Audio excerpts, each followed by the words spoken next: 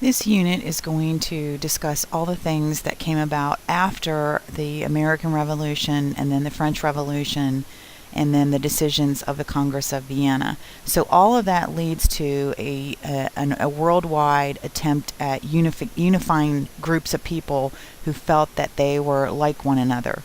It's also going to lead to that series of unsuccessful revolutions beginning in the year 1848 that we talked about in the last unit, and it will go on for a very, very long time. So let's get started. I've actually been sitting here for 5 minutes waiting for my grandfather clock to go off. So it did. So here we go. First thing we need to do is make sure you have a really good definition of what nationalism is, because it's that idea of nationalism that's going to get people convinced to work together as a group to either unify or throw off the control of a mother country. So nationalism, if you're not sure of the exact definition, is a sense of pride in one's nation, and it's also the desire to bring the people of one's nation together under shared characteristics. So it's love of your country and a desire to be united with people like you. So we're going to look at some of the characteristics that people of a nation have to share in order to feel that unifying message of let's stick together, let's throw off people that are not like us, that kind of thing. So of course the first thing is logical. It's going to be territory. You have to have a certain landscape that you consider to be your home. You have to have a common culture. For people to be linked in any way whatsoever, you have to have that commonality, that you have certain beliefs, certain norms, certain taboos that you all hold to be the way of the world. And that can be things from it can include things like religion, it can include things like your history, but more it's an ideology of what you believe to be right, wrong, and normal. The next thing you often have to have is ethnicity.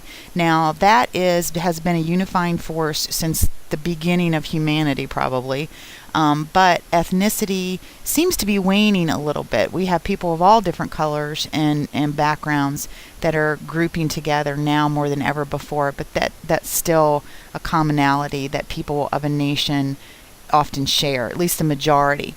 Language is important too. Now, if you go to Europe, people in Europe are so much more advanced linguistically than we are. Here in America, we make our kids go to school to learn a foreign language. Most of them graduate not really knowing it, not enough to be totally fluent in the country of its origin. But in Europe, they have lots and lots and lots of languages, but you still need that unifying language. That's why nearly every country in the world, when they sat down and created their documents to form their country, they have an official language. Here in America, it was actually a toss-up for us between English and German lost by one single vote. So our official language became English just by that one single vote. Religion is also something that people need to have in common, whether it is the idea of a lack of religion or a specific religion, like we're all going to be Catholic, or even the idea that our country is religiously tolerant. That is a belief of religion, and it will serve to unify people. Also, having a common history is really, really important. Countries like Japan, for instance, their history is written in stone. Even if new findings come about, something concerning an event that happened 5,000 years ago suddenly comes to light and we realize that, hey, we've been wrong about this, Japan won't change it. Their history is written in stone, and they feel that their history is a huge unifying force for the Japanese people, and they don't want there to be any crack in that. So their history is written in stone. They do not change it no matter what. That's just kind of their platform that they work on. Now, let's go back a little bit to the unit that we just covered last week and talk a little bit about where nationalism came from. Don't forget that it was Napoleon that really started getting people to identify with the idea of belonging to a country. And he's the one that awakened those feelings of national pride by referring to France as the mother country and referring to people as Frenchmen and French women, and just pounding that in the people's head that they were different than other people. So that's how he did it, and that's where it came from. This is Napoleonic Empire by 1812, and by 1812, you can see France there in the center, and he had done such a good job at influencing people under the idea of nationalism, that you have these giant sects of people now that are suddenly identifying with the idea of being of a certain nationalistic origin. And these are the three big ones: the Germans, the Italians, and the Spaniards. You remember we talked about that map having all these little teeny tiny municipalities before Napoleon came along, and then them being upset later when they're divided into specific countries. All of that is going to play a part in this. But with Napoleon, all those many municipalities started identifying themselves with being German mostly, or Italian, some of them Spanish, but it was the Germans that really started to grab hold of that idea that we are all German and we deserve something better than the people who are non-German, because it's Germans are the best. It's Germans versus France. This is really all the way back in the 1800s is where the idea of that German separation is going to come about, because it was the Germans who have been so divided into all these little provinces and municipalities. And by the time that the Congress of Vienna comes along, remember, their neighbors are France. They saw the revolution firsthand. And by the time that the Congress comes along to decide their own fates, what country will these little provinces and tiny kingdoms belong to, these people had an idea what nationalism was, and they were formed into new nations with the idea already: I don't want to be a part of this nation. I want to be something else. So it was very fragile from the very beginning. All right, so let's talk about what's happening over in this part of the world. We haven't talked about that a lot. When Napoleon invaded Spain, the Spanish and the French are both going to be tied up in this battle for a very, very long time. And you can see the year is 1808. And word got back to those colonies here in America that were controlled by the Spanish and the French. And remember, by 1808, there's a lot of colonies that are directly controlled by the French and the Spanish. And these small colonies saw this disruption over in Europe and the argument between Spain and France as an opportunity to gain their own independence, because Spain and France were so busy dealing with what was happening on their home soil that the people here in Latin America felt that they would not have time to come over here and do anything to interfere with an independence movement or a nationalist movement. And they were right. The first incident that we're going to talk about took place in Haiti, and it was ended. Well, it was started by someone else, but the end result was because of a man named Toussaint Louverture. Now, I have to give you a little bit of background on what's happening here in Haiti. And there was a case in 1800 in America. There was a slave by the name of Gabriel Prosser. Actually, he was in Virginia. And Gabriel Prosser really thought that God spoke to him in his dreams. And Gabriel Prosser was told by God to wait till a certain date, and then he was to go through the South with a army of fellow slaves, and he was to kill every single white person in the South and crown himself king of the South after all the whites were dead.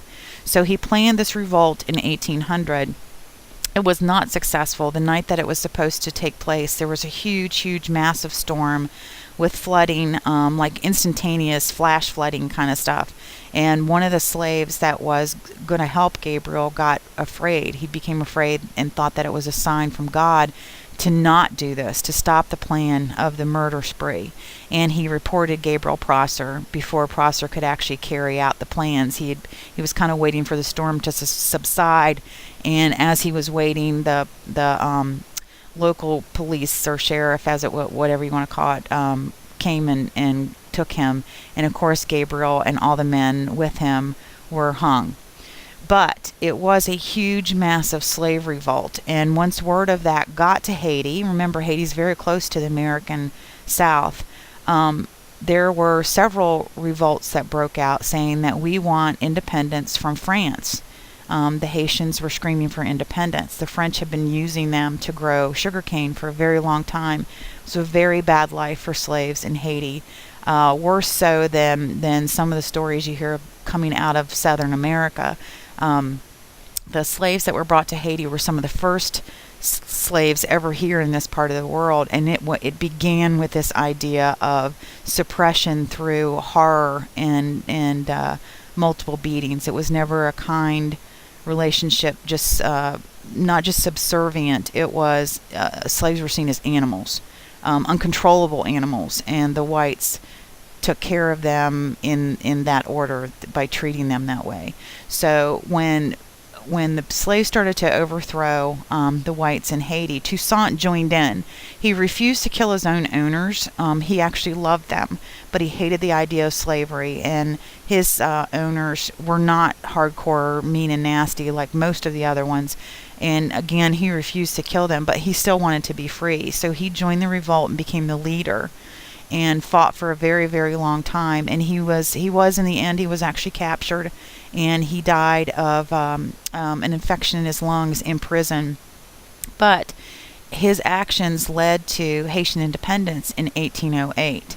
So something that happened in America with Gabriel Prosser in 1800 really convinced these people in Latin America, including Toussaint, that they could find independence. So the revolt was started in 1791, but it doesn't really heat up for another 10 years, 1801.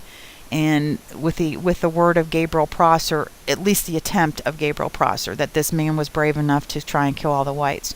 So by 1808, Haiti does get its independence. Toussaint is dead, but there is another legacy of what Toussaint and the men with him did.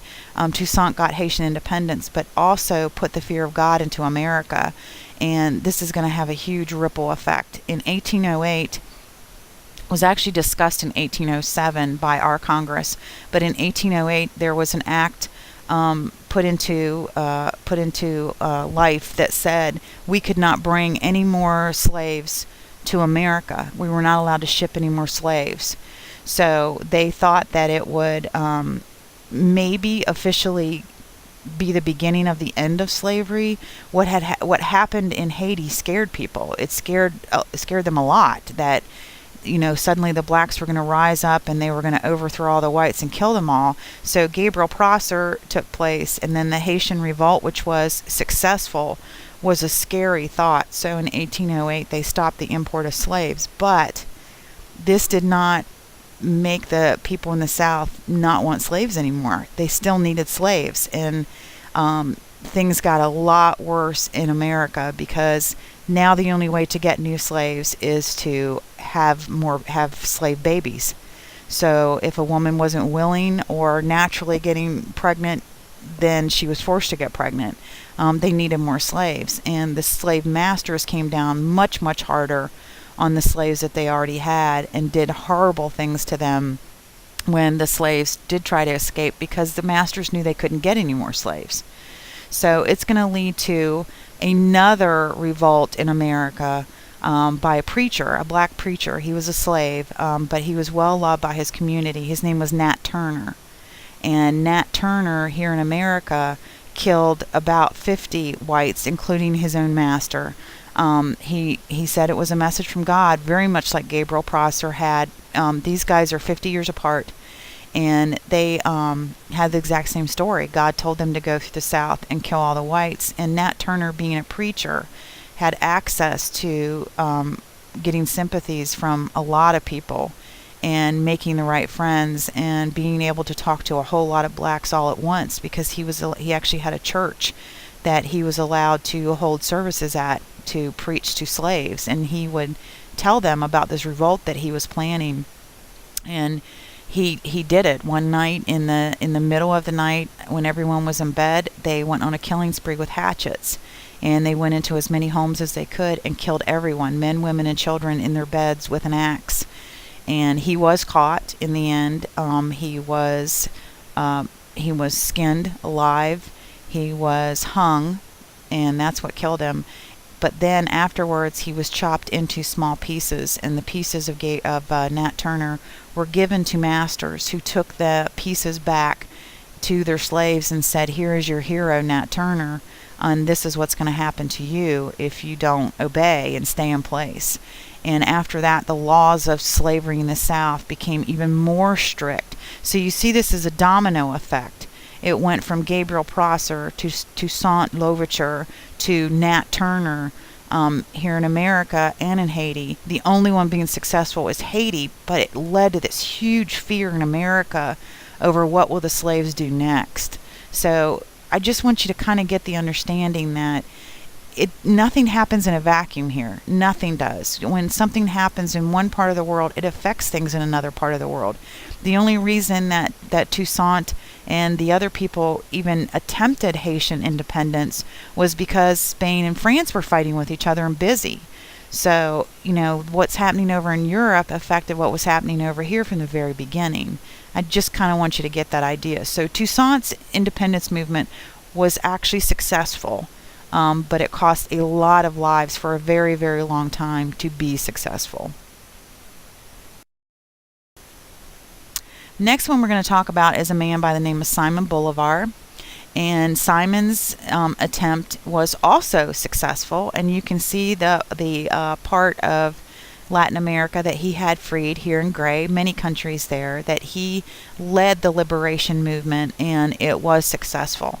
These people were controlled by the Spanish. So the French had lost Haiti, the Spanish lost lots and lots of Latin America as well, and in the end they will actually name Bolivia, that giant chunk that you see in the brilliant green, they will name Bolivia after Simon Bolivar because he starts the independence movement.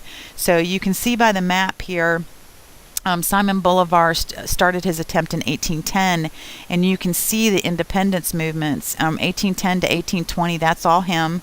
Everything there in the light sky blue that you see getting independence was a direct result of Simon Bolivar. And then as you see 1821 and then 1822 to 1829, it was like a domino effect here as well. Once he found independence for one place, it very, very quickly in the 1810s and 20s, all these places started claiming independence, mostly from Spanish rule. So not a peaceful liberation, but a successful liberation. So I hope you're getting the idea that 1848, we talked about how there were tons and tons of unsuccessful revolutions, and the idea that the French and the Americans were successful led to the many unsuccessful ones. I want to give you some examples of other unsuccessful ones. Again, nothing's happening in a vacuum. You've got all these things happening all at the same time. So 1700s, late 1700s, you have two major countries, America and France, getting independence and from their bad rulers. So this is taking place just right after that, 1810. So there were some success stories until 1848 when the world just kind of, like I said in the last unit, the world went to hell in 1848. All right, so let's take one more look at Europe. And the terms of the Congress of Vienna. I hope you're getting that this is really important. I know I keep pounding it in your head. So take a look at the maps one more time. You've seen them all. Europe, look in the area of Germany, how many little municipalities and provinces and kingdoms there were. And then Napoleon came along and cleaned it up. And then the Congress of Vienna came along and redrew some of those lines. So Europe, especially German people, have been through a lot in a very short time period. So just keep that in mind because we're going to get ready to head to Europe. All right, let's talk real quick one more time about the legacy of the Congress of Vienna. All right, they created that balance of power doctrine that said that they wanted the countries of Europe to be as equal as possible in land, so actual territory, and power. So that meant like making deals with each other about how big their military would be. They also, the Congress of Vienna, made sure that all the monarchies were restored that Napoleon had screwed up. I say screwed up, but he just removed the monarchs and replaced them with his own family members, remember? They drew a new political map of Europe. And with that, liberalism and conservatism emerged. So not everybody was the the same type of government anymore. People were actually starting to choose. And within those governments, you had new ideas, like the liberals who wanted change, the conservatives who did not. So you actually had a side that you could pick politically, where before you had very little of that going on. And because of all of these things that the Congress of Vienna threw into effect rather quickly, rather than letting people kind of ease into it, that's when you get people seeking their own nation, and you have these nationalist revolutions popping up everywhere. So unsuccessful revolutions of 1848, we've talked about that. You can see from the map here, there's going to be there's revolts everywhere in Europe.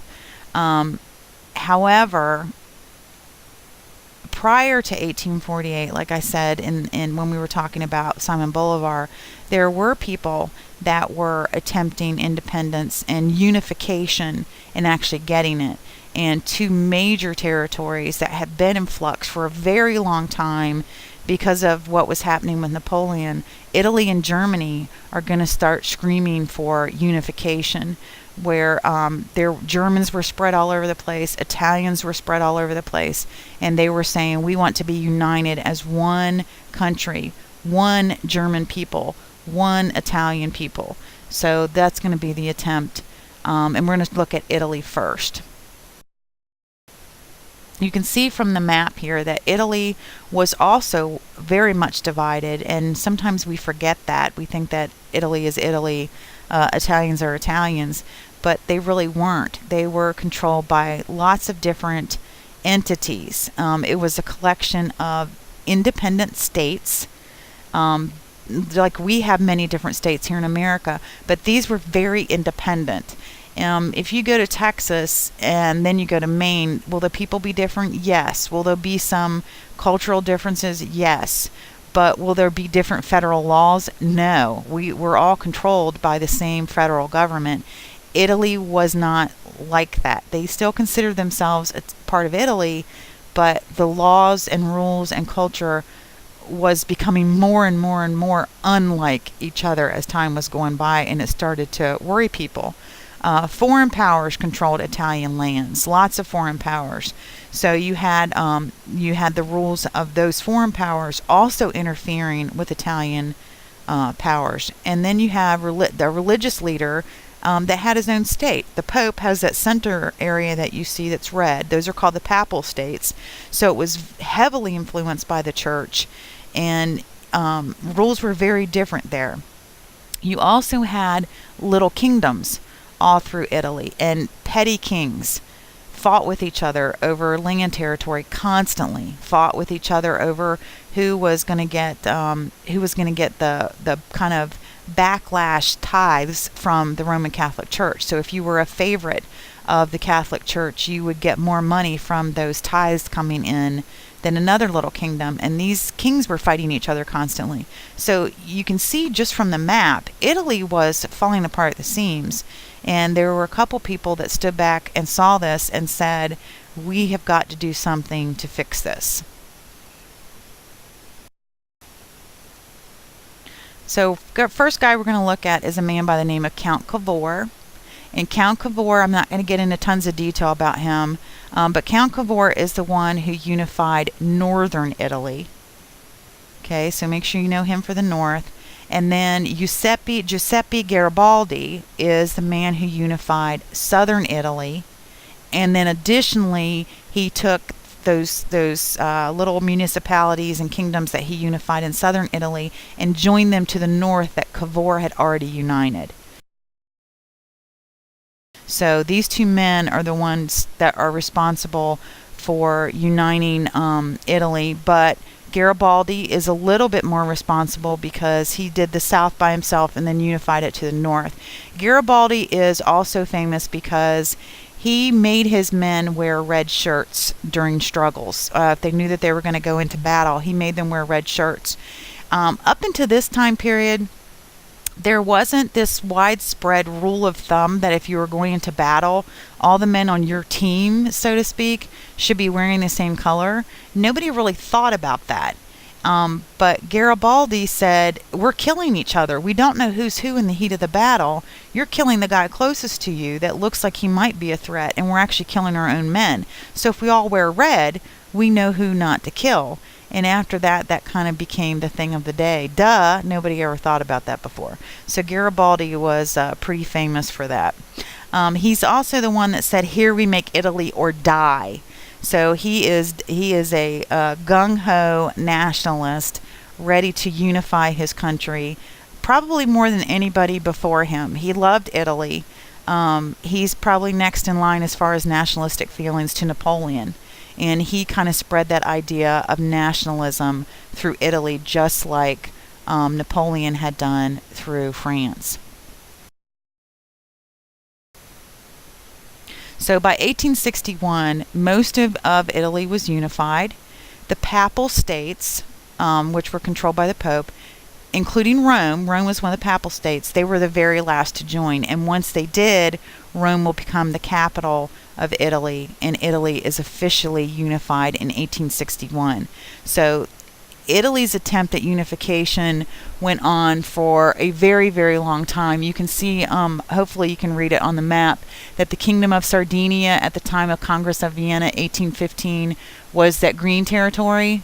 And then the territories acquired 1859 to 1860, 1860, 1870. So you can see that this went on for years and years and years, this attempt at unification, and it was finally finalized and put into place by Cavour and Garibaldi.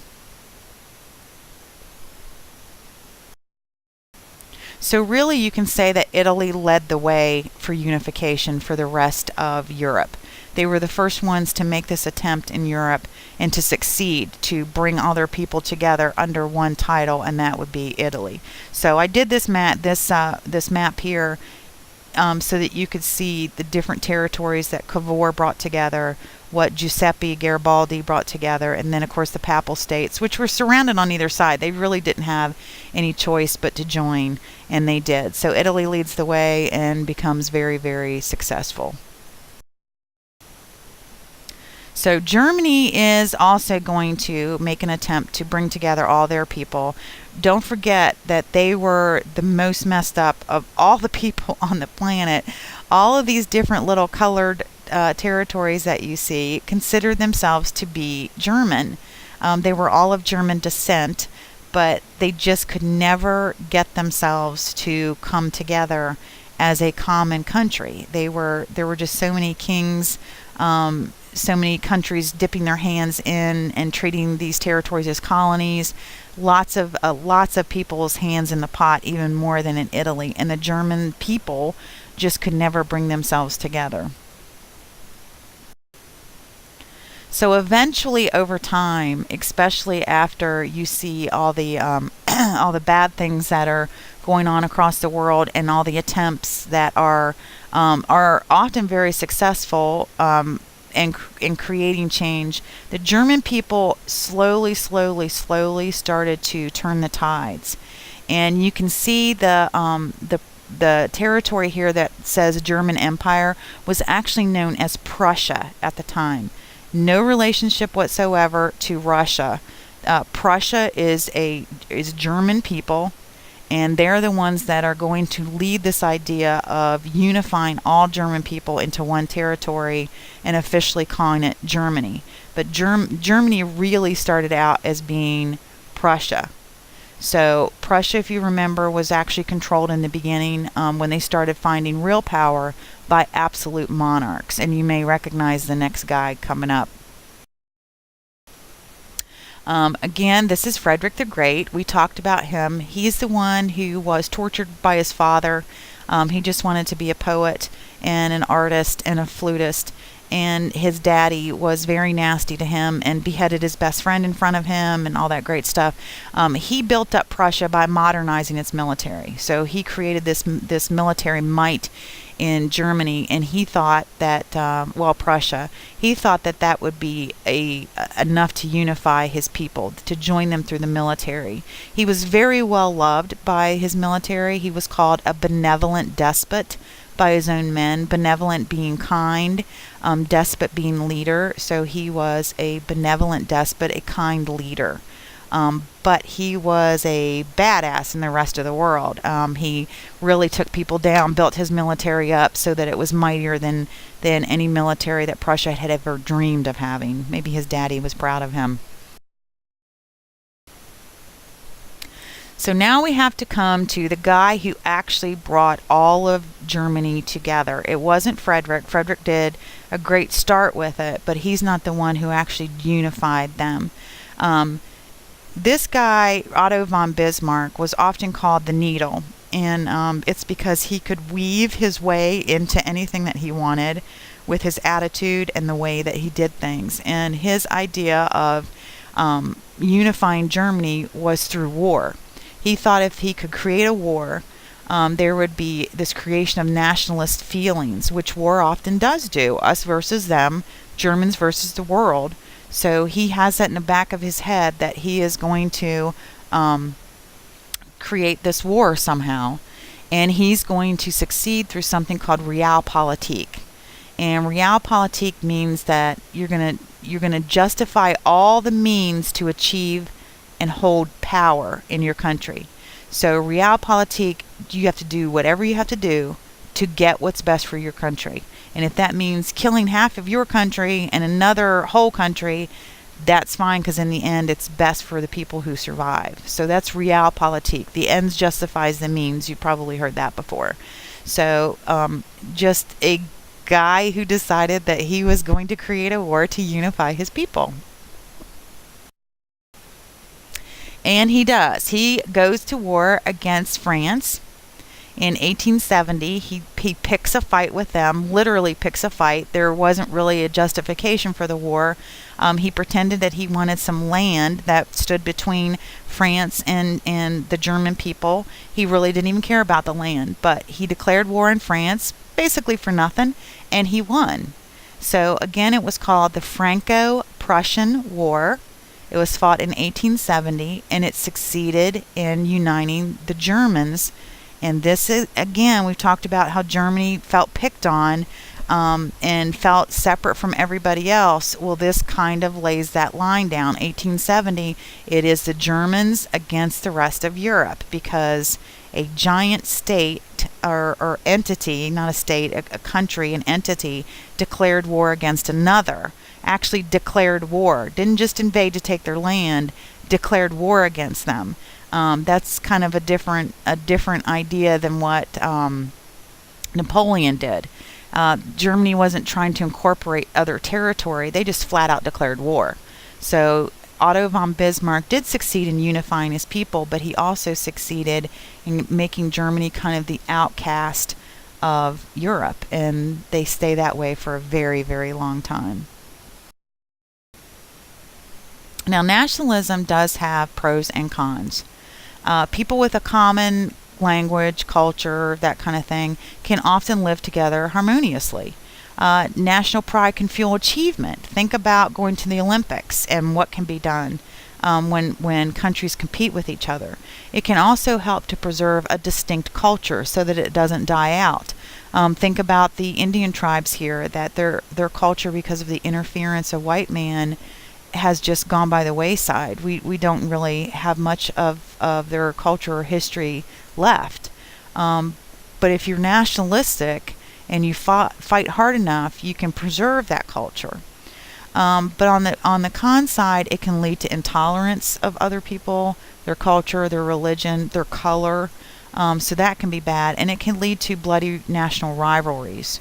It can also lead to the extinction of minorities, like the Indians here in America. So it's definitely you can look at it either way, as a pro or a con, and there's many attributes on both sides of that fence.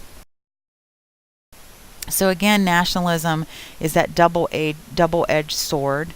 The same nationalism that helped to unite Italy and Germany would help destroy eventually the Ottoman Empire, Austria-Hungary, the Russian Empire. You don't have to write those down, but I just want you to see the good and the bad.